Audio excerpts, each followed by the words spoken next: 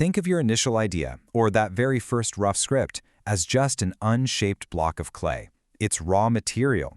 It's got potential, sure, but it doesn't look like a masterpiece just yet. And honestly, you shouldn't expect it to.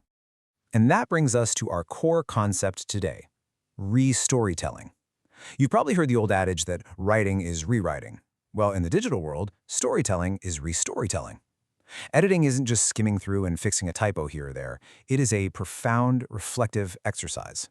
It's the iterative process of digging into that block of clay to discover the true, impactful form hidden inside. Iteration is exactly what turns a merely good story into a truly great story.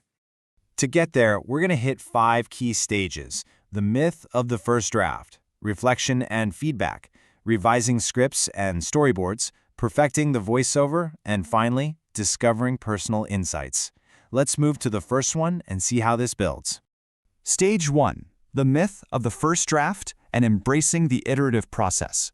When we talk about editing, we usually treat it like it's just the final step, but rarely is your first draft your final draft. And the absolute beauty of the modern era is that digital tools make tweaking media incredibly easy.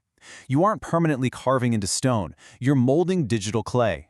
Give yourself the grace of revision and just allow your story to evolve naturally over a few passes. Moving right along to part 2, reflection and feedback, effectively chiseling the clay. So this is your first highly practical step of editing, hitting the pause button. Right after you finish a rough cut, ask yourself these specific internal questions. Does this truly capture the experience I want to share? What emotions do I actually feel? Asking this forces you to look way past the surface-level events and find the story's true emotional core. And this brilliantly illustrates why that reflection is absolutely crucial. You might sit down to write a story about winning an award or some school achievement. That's your surface theme. But through a little reflective journaling, you might realize the story isn't actually about the trophy at all. At its core, it's about your relationship with the mentor who helped you get there.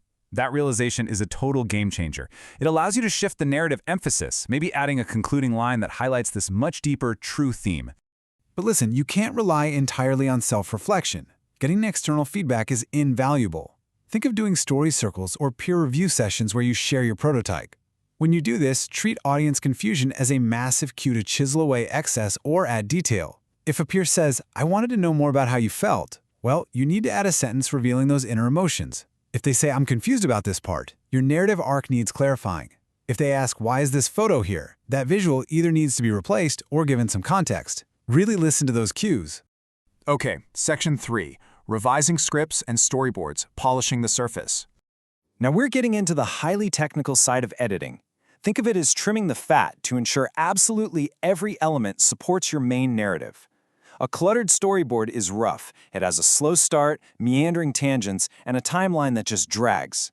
But a tightened storyboard, that starts with a strong hook, maintains a super focused timeline, and uses really impactful flashbacks. In digital storytelling, shorter is almost always stronger. This technical polish also applies directly to your media elements. Matching your media to your narrative is honestly like tailoring a suit so it fits perfectly. After a rough cut, look critically at your visuals. Do you have 2 similar images placed back to back? Swap one out for visual variety. Is your background music distracting during a really emotional line of narration?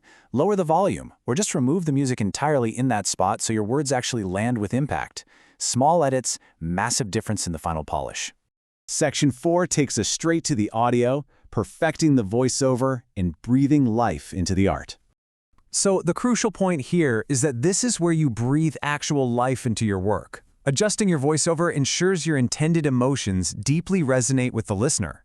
It essentially comes in 3 steps. Step 1, record a draft audio track just to get started. Step 2, refine the script based on how the pacing feels. And Step 3, record the final polished audio. This process lets you experiment with tone and clarity until it strikes the perfect balance. Now, while you're recording those drafts, watch out for these major warning signs. First, sentences that look completely fine on paper but become absolute tongue twisters when spoken out loud, just rewrite them simply. Second, if your narration runs way longer than the visuals on screen, you need to either trim the script or adjust your image timing. And third, pay really close attention to your energy. If you're reading along and your voice suddenly drops, becoming flat and disengaged, like you just kind of don't care, well, scratch that, you need to snap back into it. If you sound bored reading it, the content there probably isn't compelling enough. Tweak it to keep yourself interested, and I promise your audience will stay interested too. Finally, we reach Section 5, Discovering Personal Insights, Stepping Back to Admire.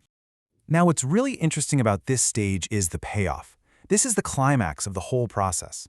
After all the technical tightening is done, there is a profound psychological payoff waiting for you. The act of storytelling, especially when you actively iterate and reflect on it deeply, can be incredibly cathartic and illuminating. Refining your personal story often leads you to discover entirely new insights about yourself, or even find real closure on a difficult issue. So, what are the true rewards of all this iteration? Well, it turns a good story into a great story, for sure. It deepens your personal understanding and helps you find closure. And by analyzing what worked and what didn't, it totally prepares you to be a much stronger storyteller in the future. Every single pass you take at shaping your story, and every single piece of feedback you successfully integrate ensures your final product is a truthful reflection of your vision. We've seen how the raw clay of a first draft can be molded, chiseled, and polished into a compelling narrative through careful re-storytelling. It requires a lot of patience, technical reflection, and a real willingness to embrace the edit.